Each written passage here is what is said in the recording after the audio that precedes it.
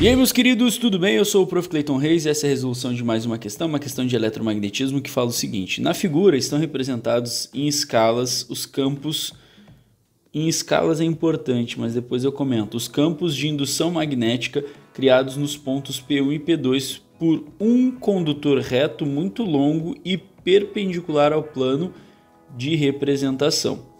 Temos a figura e a questão continua. O ponto O, onde o condutor fura esse plano, encontra-se. Então a gente tem que saber onde que esse fio tem que estar, né? E qual é a característica da corrente. Então a primeira coisa que a gente tem que entender é o seguinte, né? Como é que a gente vai visualizar isso aqui?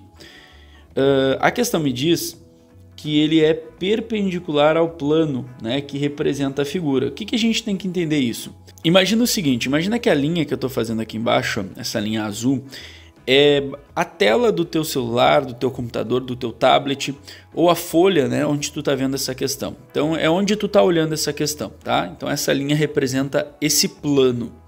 O fio que a gente está procurando, ele tem que ser perpendicular a este plano, então ele tem que fechar, ó, 90 graus. Beleza? Por exemplo, se tu posicionar uma caneta de pé na tua tela ou na frente da tua tela, ela vai fechar 90 graus com a tua tela. Seria mais ou menos essa ideia.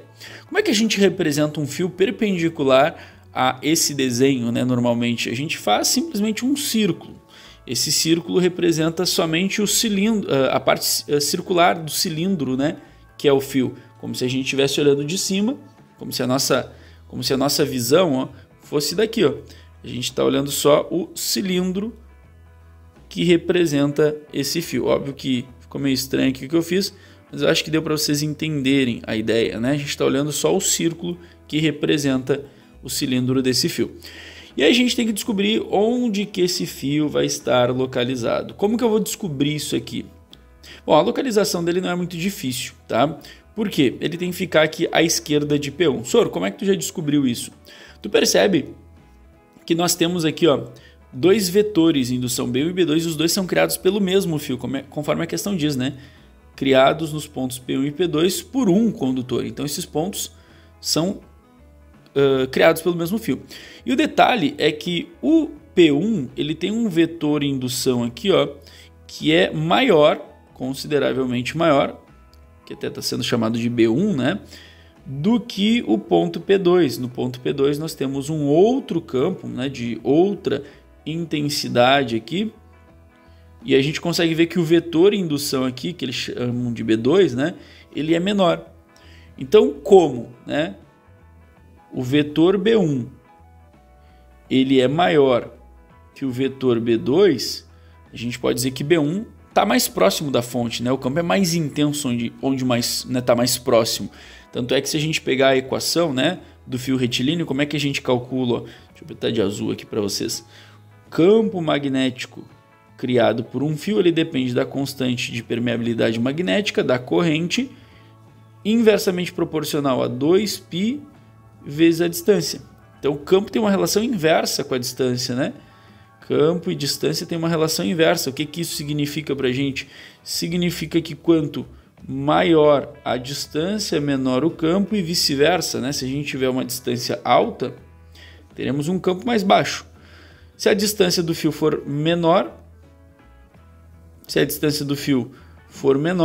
então nós teremos um campo maior. Então essa é a situação que a gente tem, né? Ou é de cima ou de baixo.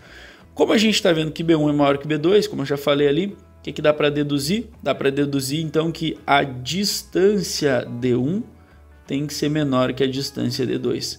E aí por isso que o único ponto onde esse fio tem que estar tem que ser aqui, ó, mais próximo de P1 do que P2. Professor, mas não poderia ser aqui no meio, então, na tua lógica, botando o fio mais perto de P1? Não, pelo sentido. Os dois, né, aqui tem sentido para baixo, então o único jeito é vindo para cá. Eu vou mostrar agora a questão do sentido para vocês entenderem.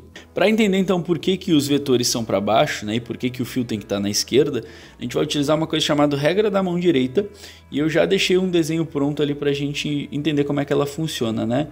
Regra da mão direita. A regra da mão direita ela serve para a gente definir o sentido do campo através do sentido da corrente ou o contrário, né? O sentido da corrente através do sentido do campo. vou fazer o seguinte, eu vou botar isso aqui mais para baixo, para a gente ter um pouquinho mais de espaço aqui. E aí o que acontece? Olha só, a gente vê que o dedão está apontando para baixo, desse jeito que eu coloquei, né? Imagina que esse desenho preto aqui que eu fiz seria o fio, né? A regra da mão direita, tu vai pegar a tua mão direita e vai justamente com o dedão apontar para onde está indo a corrente, certo? E aí, sabendo para onde está indo a corrente, tu consegue determinar para onde é o campo, né? Qual é o sentido do campo. E aí, dessa forma que eu fiz aqui, né? Dessa maneira que eu desenhei, então o dedão está para baixo, é como se a corrente estivesse indo para baixo. Então, o dedão indica para a gente o sentido da corrente elétrica. Já os outros dedos, se tu olhar, eles estão meio que fazendo uma voltinha aqui, ó.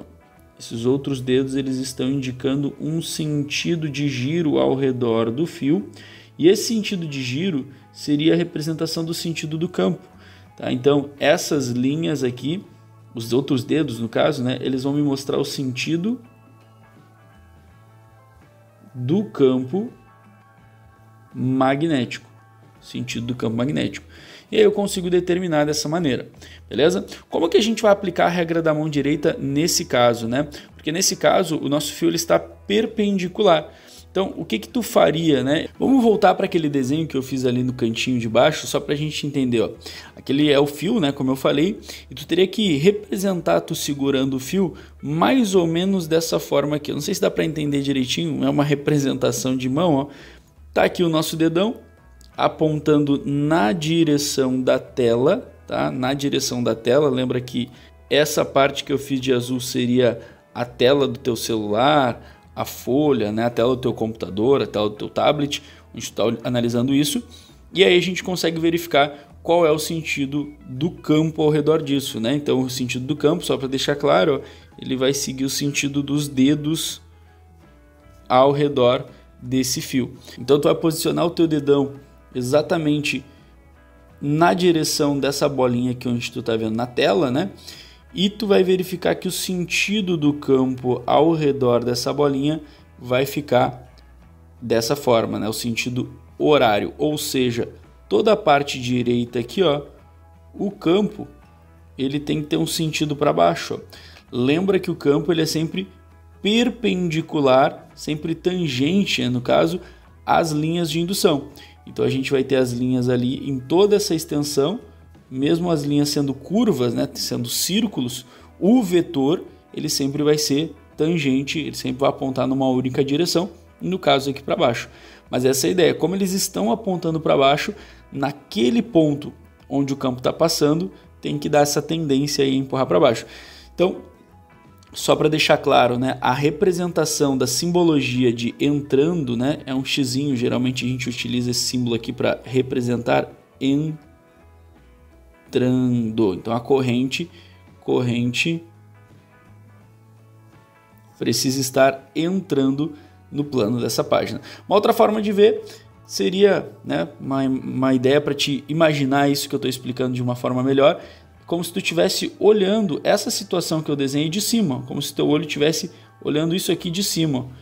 A corrente está entrando e a posição da tua mão seria exatamente o que tu vai ver nessa figura se tu estivesse olhando dessa posição de cima ali, beleza? Olhando as alternativas, o que a gente fica então, né? Ó, primeiro, como a gente deduziu, tem que estar à esquerda de P1. Então já sai essa alternativa, e já sai essa alternativa, e já sai essa alternativa.